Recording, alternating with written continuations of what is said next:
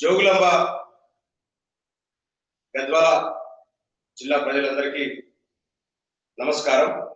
నేను మీ రంజిత్ కుమార్, నడిగడ్డ హక్కుల పోరాట సమితి జిల్లా చైర్మన్. ఈరోజు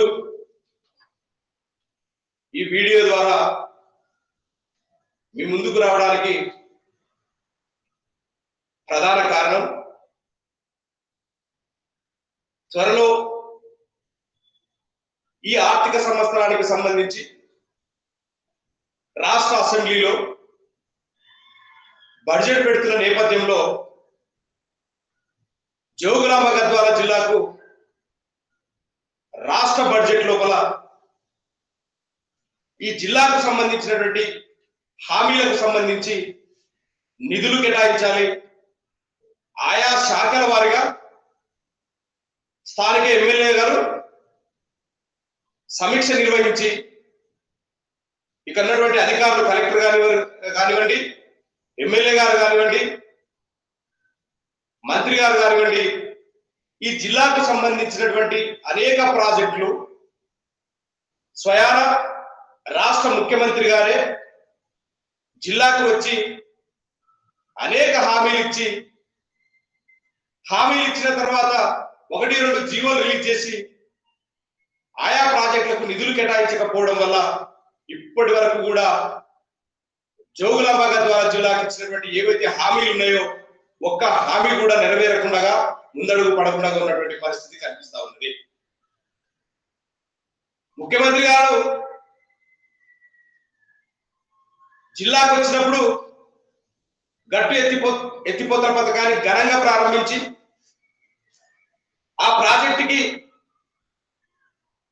ఈ ప్రాంతాన్ని పాలించినటువంటి సోమనాథ్ పేరు సైతం పెట్టి హైదరాబాద్ వెళ్ళగానే జీవోలు రిలీజ్ చేస్తాం, డిపిఆర్ కోసం కొంత ఫండ్స్ కూడా రిలీజ్ చేస్తామని చెప్పి ఇప్పటిదాకా దాన్ని ఊసెత్తకుండా 1-2 సార్లు దాని నమూనాను మారుస్తున్నామని చెప్పేసి చెప్పినప్పటికీ కూడా ఇంతవరకు దానికి ముందడుగు పడలేని పరిస్థితి. కారణం, ఆ ప్రాజెక్టుకి రాష్ట్ర బడ్జెట్ లో నిధులు కేటాయించలేకపోవడం. అనేక హామీలు ఈరోజు గట్టు ఎత్తిపోతల పథకం కానివ్వండి, నెట్టెంపాడు ప్రాజెక్ట్ కింద ఉన్నటువంటి 98-99 ప్యాకేజీలు ఏవైతే ఉన్నాయో ఇంతవరకు అసంపూర్తిగా ఉన్నాయి. దాదాపు 120 కోట్లకు పైగా బకాయిలు ఉన్నాయి. ఇంకా రాబోయే కాలంలో జరగాల్సిన పని 120 కోట్లు ఉన్నాయి. కనెక్టివిటీ కాలువలు లేవు, పిల్ల కాలువలు లేవు. దాదాపు 480 ఎకరాల భూసేకరణ జరగాల్సి ఉన్నది. కానీ అవేమీ లేకుండా అధికారులను అడిగితే పనులు ఎందుకు ముందుకు సాగడం లేదు, ఎందుకు రిజర్వాయర్లు ఎందుకు ముందుకు సాగడం లేదు, ఎందుకు కనెక్టివిటీ కాలువలు, పిల్ల కాలువలు ఎందుకు ఇంకా నిర్మాణం పూర్తిగా కాలేదు, ఎందుకు నెట్టెంపాడు ప్రాజెక్టు కింద 2 లక్షల ఎకరాలు సాగునీరు అందిస్తామని చెప్పినారు కదా మీరు పేపర్ల మీద. మరి ఎందుకు ఈ రోజు దాని కింద ప్రాజెక్టు కింద ఆయా సాగు కింద ఆయా జలాశయాల కింద ఉన్నటువంటి ప్రధాన కొన్ని కాలువల ద్వారా నింపి ఆ చెరువుల కింద సాగుతున్నటువంటి ఆయకట్టును కూడా లెక్కలేకి తీసుకొచ్చి చెప్తున్నటువంటి పరిస్థితి. గత సంవత్సరము కరోనా సంవత్సరం కాకుండా అటుపోయిన సంవత్సరం 14 కోట్ల పని జరిగింది. కరోనా నేపథ్యంలో ఈ సంవత్సరం కేవలం 4 కోట్లు మాత్రమే నెట్టెంపాడు కేటాయించినారు. ఎందుకు తుమ్మిల ప్రాజెక్టు ఇంకా సంపూర్ణంగా పూర్తి కాని పరిస్థితి. గద్వాల హాస్పిటల్ ని 300 పడక గదులకు పెంచుతామని చెప్పేసి ఎందుకు 300 పడక గదులు పెంచలేరు అంటే ఒక హామీలు ఇచ్చినంత మాత్రాన, జీవోలు రిలీజ్ చేసినంత మాత్రాన, హామీలు ఇవ్వగానే ఈ ప్రాంత నాయకులు, అధికారిక పార్టీకి సంబంధించిన నాయకులు పాలాభిషేకాలు, పుష్పాభిషేకాలు, క్షీరాభిషేకాలు చేయడం కాదు. మీరు ఇచ్చినటువంటి హామీలు జోగులాంబ గద్వాల జిల్లాలో జరగాల్సినటువంటి, ముందుకు సాగాల్సినటువంటి ప్రాజెక్టులకు రాష్ట్ర అసెంబ్లీలో మీరు ప్రవేశపెట్టబోయే బడ్జెట్ లో ఎన్ని నిధులు కేటాయించినారు, ఎంత నిధులు కావాలి, దానిపైన ముఖ్యమంత్రి గారి పైన ఒత్తిడి తీసుకొచ్చి సాధించుకోవాల్సినటువంటి సమయం ఇది. ఇదే సరైన సమయం. రాబోయే రోజుల్లో త్వరలోపల ఎమ్మెల్సీ గ్రాడ్యుయేట్ ఎలక్షన్స్ ఉన్నాయి. అట్లాగే రాష్ట్రంలో ఒక 2 నియోజకవర్గాల ఎమ్మెల్యే ఎలక్షన్స్ కూడా రాబోతా ఉన్నాయి. ఈ సందర్భంలో అధికార పక్షము, ప్రతిపక్షము, మిగతా అన్ని పక్షాలు ఏకమై ప్రభుత్వం పైన ఒక ఒత్తిడి తీసుకొచ్చి ఈ జిల్లాకు సంబంధించిన ఇద్దరు ఎమ్మెల్యేలు టీఆర్ఎస్ ఎమ్మెల్యేలు కూర్చొని ఆర్ఎండ్బి అధికారుల దగ్గర కూర్చోబెట్టుకుని, ఇరిగేషన్ శాఖ అధికారుల దగ్గర కూర్చోబెట్టుకుని, మున్సిపాలిటీకి సంబంధించినటువంటి అధికారుల దగ్గర కూర్చోబెట్టుకుని, శాఖల వారిగా ఒక్కొక్క శాఖను కూర్చోబెట్టుకుని ఏమేం పనులు ఉన్నాయి, ఏం పెండింగ్ ఉన్నాయి, జిల్లా లోపల అనేకమైనటువంటి గ్రామాలకు ప్రధాన రహదారులకు వెళ్ళే రోడ్లు అస్తవ్యస్తంగా ఉండడం వల్ల చాలా దరిద్రమైనటువంటి పరిస్థితి. ఒక ఉదాహరణకు ఒక ప్రమాదవశాత్తు ఒక యాక్సిడెంట్ జరిగింది అనుకోండి, హాస్పిటల్కి తీసుకెళ్తే ఒక 10 నిమిషాల ముందు తీసుకొస్తే మీ పిల్లోడు బతికేటోడండి అంటే ఆ బాధ, ఆ పెయిన్ అనేది ఆ కుటుంబం వారికి మాత్రమే, లాస్ అయిన ఆ కుటుంబానికి మాత్రమే తెలుస్తుంది. జిల్లా లోపల అనేక రోడ్లు కంకరలు వేసి ఇప్పటిదాకా రోడ్లు వేయకుండా అట్లాగే పెట్టినటువంటి పరిస్థితి. జిల్లా లోపల బ్రిడ్జ్లు, వాగు బ్రిడ్జ్లు ఏవైతే ఉంటాయో ఆ బ్రిడ్జ్లు ఇప్పటిదాకా అట్లాగే పెట్టినటువంటి పరిస్థితి. అధికారులు అడిగితే అయితే ఉన్నది అంటారు, కాంట్రాక్టుల దగ్గర అడిగితే మాకు బిల్లులు రాలేదు, పెండింగ్ ఉన్నాయి కాబట్టి మాకు ఇంతవరకు మేము పనులు ముందుకు తీసుకెళ్ళడం లేదు అంటారు. ఎందుకు మరి ఇంతవరకు వాళ్ళకి బిల్లులు ఇవ్వలేదు? తిరిగి అధికారులను అడిగితే మాకు పైనుంచి రాలేదు, బడ్జెట్ రాలేదు, ఫండ్ లేదు, ఈ కారణాలు చెప్తున్నటువంటి పరిస్థితి. మరి దీన్ని గమనించి ముఖ్యమంత్రి గారు గట్టి ఎత్తిపోతల పథకం, 98 ప్యాకేజీలు, ఆ తర్వాత ఏదైతే బస్టాండ్ 300 పడక బస్టాండ్ ఆధునీకరణకై నిధులు, హాస్పిటల్ 300 పడక గదులుగా పెంపు, గుర్రగడ్డ నిర్మాణము, గుర్రగడ్డ బ్రిడ్జ్ నిర్మాణము, అల్లంపూర్కి వెళ్తే అల్లంపూర్ ఆలయాభివృద్ధికి నిధులు, బస్టాండ్ కు నిధులు ఇస్తాం, అట్లాగే డిగ్రీ కళాశాలను ఏర్పాటు చేస్తాం, తుమ్మిల ప్రాజెక్టు ద్వారా కొన్ని లక్షల ఎకరాలు సాగు అందిస్తాం, ఆయకట్టుని ముంచుతాం, రైతులు శక్తి శ్యామలమవుతారని కేవలం హామీలకు మాత్రమే పరిమితం అవుతూ ఈరోజు ఆ హామీలకు మాత్రం నిధులు కేటాయించకుండా ఆ పనులు ముందుకెట్టా సాగుతాయి. ఈరోజు అందరూ సమీక్ష సమావేశం జరుపుకొని ఆయా శాఖల వారిగా ఈ రోజు మనం ఖచ్చితంగా జరపాల్సినటువంటి అవసరం ఎంతైనా ఉన్నది. ఎటువంటి జిల్లా లోపల ఎటువంటి అభివృద్ధి కార్యక్రమం జరగకపోగా కనీసం ఇచ్చిన హామీలు కూడా నెరవేర్చలేని దుస్థితిలో ఈరోజు రాష్ట్ర ప్రభుత్వం ఉన్నది. కేవలం ముఖ్యమంత్రి గారు, వాళ్ళ కొడుకైనటువంటి కేటీఆర్ గారు, వాళ్ళ అల్లుడు అయినటువంటి హరీష్ రావు గారు, వాళ్ళ కూతురు అయినటువంటి కవిత గారు వాళ్ళ నియోజకవర్గాలకు, వాళ్ళ జిల్లాలకు సంబంధించి మాత్రం అభివృద్ధి చేసుకుంటూ తెలంగాణలో ఉన్నటువంటి మిగతా జిల్లాలు పట్టించుకోకుండా వివక్ష చూపిస్తున్నటువంటి పరిస్థితి ఈ రాష్ట్రంలో స్పష్టంగా కనిపిస్తా ఉన్నది. మరి ఈ బాధ్యత ఎవరిది? ఈ ప్రాంతంలో ఉన్నటువంటి నాయకులది, ఈ ప్రాంత ఎమ్మెల్యేలది, ఈ ప్రాంత ప్రతిపక్షాలది, ఈ ప్రాంతంలో ఉన్నటువంటి కనీసం చదువుకొని అవగాహన నుండి చైతన్యమైన ప్రతి పౌరుని ఖచ్చితంగా అడగాల్సినటువంటి అవసరం ఉన్నది. అట్లా కాకుండా కేవలం రాజకీయాలు చేస్తూ అభివృద్ధి గురించి పట్టించుకోకుండా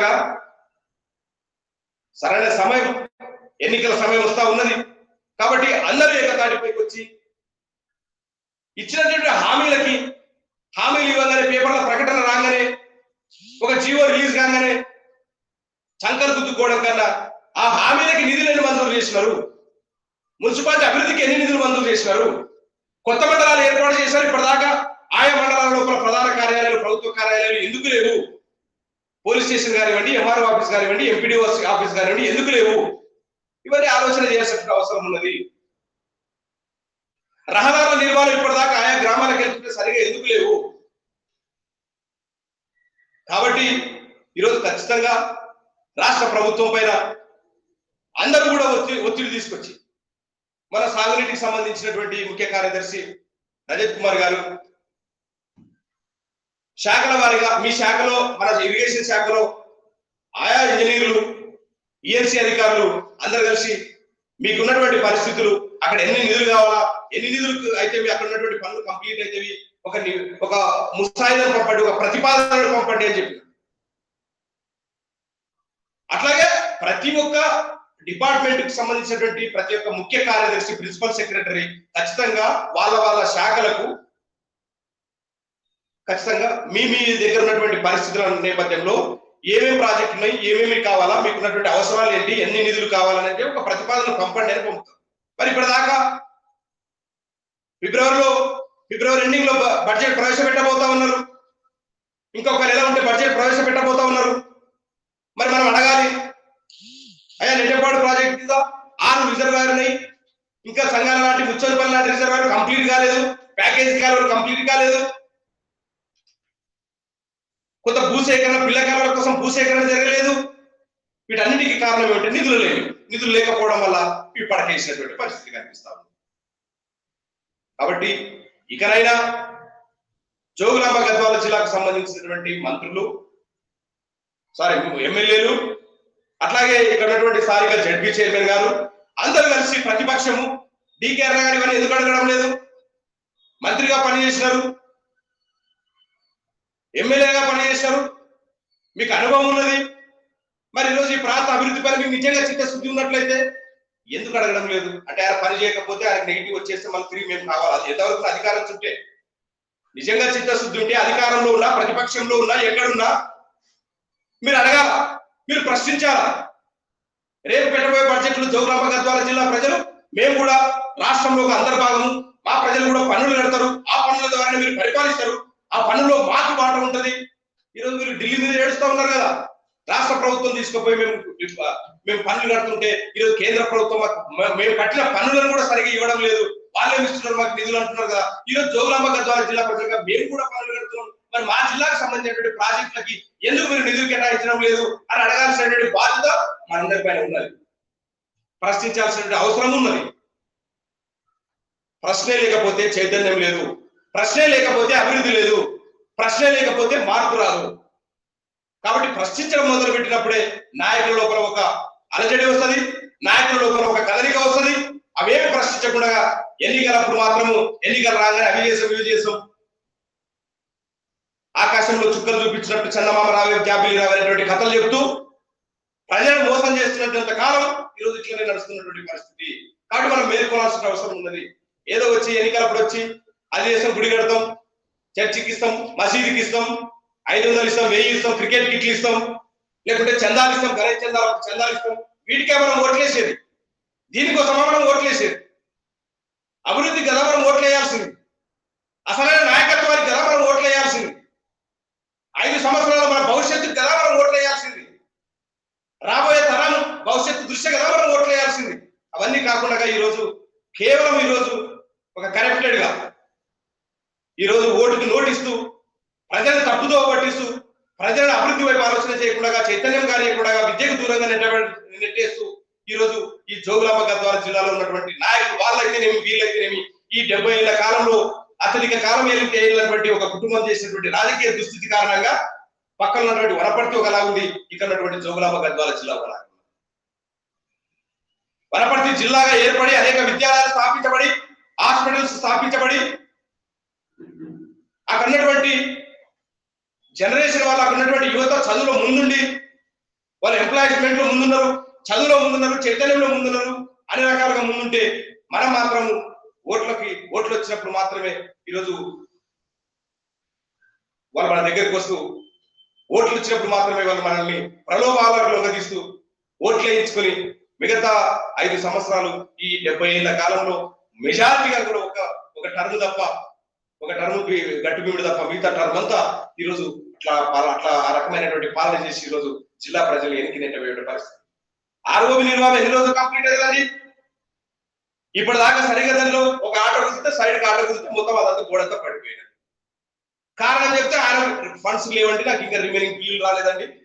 అట్లనే ఒక పాడుపడినటువంటి ఒక పాతకాలంలో 30 ఏళ్ల కాలం క్రితం బ్రిడ్జ్ ఏమో బ్రిడ్జ్ కట్టినటువంటి పరిస్థితి కనిపిస్తారు. మరి ఈరోజు అధికారులకు కనిపించడం లేదా? జిల్లా ఏర్పడిన తర్వాత లాభమే ఉన్నది. జిల్లా ఏర్పడితే అధికారిక వికేంద్రీకరణ జరిగి అధికారుల దగ్గరకు వచ్చి ప్రజలకు న్యాయం జరుగుతుంది, ప్రజలకు మేలు జరుగుతుంది, అభివృద్ధి జరుగుతుంది.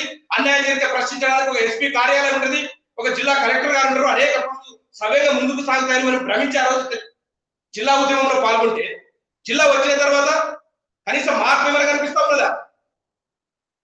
అన్ని రకాలుగా జిల్లాకు అన్యాయం జరుగుతున్నటువంటి పరిస్థితి. కాబట్టి ఖచ్చితంగా జోగులాంబ గద్వాల జిల్లాకు R&B నిధులు కావాలి. రోడ్లు లేక, ఆయా గ్రామాలు లేక ఇబ్బందులు పడుతున్నటువంటి పరిస్థితి, రోడ్లు చక్కగా లేనటువంటి పరిస్థితి. కొత్తగా ఏర్పడినటువంటి మండలాల లోపల ప్రధాన కార్యాలయ ఏర్పాటు కోసం నిధులు కేటాయించాలి. గట్టి ఎత్తిపోతల పథకానికి వెంటనే రాష్ట్ర బడ్జెట్ లో నిధులు కేటాయించి పనులు ప్రారంభమయ్యేలా, టెండర్లు పిలిచి వెంటనే పనులు ప్రారంభమయ్యేలా చర్యలు చేపట్టాలి. గద్వాల ఆసుపత్రిని, జనరల్ ఆసుపత్రిని 300 పడక గదులకు పెంచాలంటే నిధులు కేటాయించాలి. గుర్రంగడ్డ బ్రిడ్జిని వెంటనే పూర్తి చేయాలంటే దానికి నిధులు కేటాయించాలి. ఆ నిధులేమి కేటాయించకుండా కేవలం జీవోలకు మాత్రమే పరిమితం అవుతూ 3 సంవత్సరాల పుణ్యకాలం గడిచిపోయింది. ఇంకా 2 సంవత్సరాలు ఉంది. 1 ఇయర్ కాగానే తర్వాత ఎలక్షన్ కూడా వస్తుంది. ఎలక్షన్ 1 ఇయర్ ముందే ఉన్నారు కాబట్టి ఖచ్చితంగా మీరు ఏ కొత్త పనులు చేయడానికి వీల్లేదు, కొత్త నిధులు రిలీజ్ చేయడానికి వీల్లేదని చెప్పేసి ఆపేస్తారు. మళ్ళీ అప్పుడు ఇదే నాయకులు మన ముందరికి వచ్చి, మన గుడిసెల ముందరికి వచ్చి, మన ఇళ్ల ముందరికి వచ్చి బొంకిచ్చే మాటలు మాట్లాడితే ఆ బొంకుడు మాటలకి తిరిగి అమ్ముడుపోయి తిరిగి వాళ్ళే ఎన్నుకుంటూ ఇట్లాంటి దుస్థితి, ఇట్లాంటి పాలన ఈరోజు సాగుతా ఉన్నది. కాబట్టి దీనికి చరమగీతం పాడాలి, ప్రజలు చైతన్యం కావాలి, ప్రజలు ప్రశ్నించాలి, యువత ప్రశ్నించాలి. యువతకు కావాల్సింది క్రికెట్ బ్యాట్లు. అంటే క్రికెట్ ఆడొద్దని కాదు నా ఉద్దేశం, అదొక భాగం. అభివృద్ధిని ప్రశ్నించగలగాలి. యువత ప్రశ్నిస్తేనే మార్పు మొదలవుతుంది. ఈరోజు నిన్న ప్రకటించినటువంటి తెలంగాణ ఓటర్ లిస్ట్ లోపల 50% పైగా యువత ఓటర్లే ఉన్నారు. మరి ఆ యువత ఏం చేస్తున్నట్టు మనము చెప్తున్నాం కదా. అనేక స్పీచ్ లోపల స్వామి వివేకానంద 100 మందిని ఉప్పు నరాలు వచ్చిన సంకల్పం కదా 100 మంది యువకులు ఇస్తే ఈ దేశ భవిష్యత్తునే మారుస్తుంది అన్నటువంటి స్వామి వివేకానంద మాటల్ని స్పీచ్ లో కాకుండా మనం అమలుపరచగలగాలి. మన యువత ఈరోజు నిద్రపోతున్నటువంటి యువతను మేల్కొల్పి ఆ రకంగా చైతన్యం చేసి ఈరోజు జిల్లా అభివృద్ధి కోసం, మన ప్రాంత అభివృద్ధి కోసం, మన ప్రాంత అభివృద్ధి లక్ష్యం, తెలంగాణ రాష్ట్రం అభివృద్ధి లక్ష్యంగా ప్రశ్నించాల్సినటువంటి అవసరం ఎంతైనా ఉన్నది. కాబట్టి ఈరోజు మరొకసారి ఇక్కడ ఉన్నటువంటి అధికారులకి, కలెక్టర్ గారికి, ఈ జిల్లాకు సంబంధించినటువంటి 2 ఎమ్మెల్యేలకు ముఖ్యంగా మీకు విజ్ఞప్తి చేస్తా ఉన్నాను. రాష్ట్ర ప్రభుత్వం మీదే ఉన్నది. మీ ప్రభుత్వం నుంచి మీ ముఖ్యమంత్రి గారు, మన ముఖ్యమంత్రి గారు, ఈ రాష్ట్ర ముఖ్యమంత్రి గారు జిల్లాకు వచ్చినప్పుడు అనేక హామీలు ఇచ్చిండు. ఆ హామీలు నీటి మూటలుగానే మిగిలిపోతా ఉన్నాయి. ఒత్తిడి తీసుకొచ్చి మనము వాటిని అంతా సాధించుకోవాల్సినటువంటి అవసరం ఎంతైనా ఉన్నదని ఈ సందర్భంగా ఈ వీడియో ద్వారా మీ అందరికీ విజ్ఞప్తి చేస్తూ, ఖచ్చితంగా ఇక్కడ ఉన్నటువంటి యువత కానీ, మేధావులు కానీ, విద్యార్థులు కానీ, రైతులు కానీ, మిగతా ప్రజలు కానీ, కార్మికులు కానీ, కర్షకులు కానీ, మహిళలు కానీ, అన్ని వర్గాల వారు ఐక్యమై సంఘటితమై మన ప్రాంత అభివృద్ధి కోసం మనం గొంతెత్తి నిలదీసిన రోజు, గొంతెత్తి ప్రశ్నించిన రోజు ఖచ్చితంగా మన హక్కులు మనం సాధించుకుంటాము. జిల్లాకు అన్యాయం జరుగుతున్నది కంటి ముందరనే. పేరుకు మాత్రమే జోగులాంబ గద్వాల జిల్లా, పక్కనటువంటి వనపర్తి జిల్లా అంటే పదే దాన్ని ఎందుకు పోలుస్తున్నట్టే అక్కడ ఉన్నటువంటి మంత్రి గారు తనకున్నటువంటి మంత్రివర్గంలో ఉన్నాడు కాబట్టి అనేక రకాల అభివృద్ధి కార్యక్రమాలు చేసుకుంటున్నాడు. అట్లాగే అన్ని రకాలుగా ముందుకెళ్తున్నటువంటి పరిస్థితి. మేము అదే అడుగుతా ఉన్నాం. అయ్యా మేము కూడా మండలాలు కావాలని కోరినామన్నా, ఇప్పుడు కూడా కోరుతా ఉన్నాము. అనేక జిల్లాలకు వెళ్ళినప్పుడు ముఖ్యమంత్రి గారు మండలాలు ప్రకటిస్తున్నాడు. మన మరంగా కొత్త 2 మండలాలు ప్రకటించినాడు. మరి ఈ జిల్లాలో వనపర్తి కంటే వైశాల్య పరంగా, జనాభా పరంగా పెద్దగా ఉన్నటువంటి జోగులాంబ గద్వాల జిల్లాకు ఇంకా దాదాపు కనీసం 5 మండలాలు ప్రకటించే అవకాశం ఉన్నది. అర్హత ఉన్నది, జనాభా ఉన్నది, వైశాల్యం ఉన్నది. భౌగోళికంగా అనుకూలమైనటువంటి ప్రాంతాలను కూడా ఈ రోజు జోగులాంబ గద్వాల జిల్లాలో కేవలం 12 మండలాలు ఉండడం ఏంటి, అల్లంపూర్లో 7, గద్వాల 5 మండలాలు ఉండడం ఏంటి?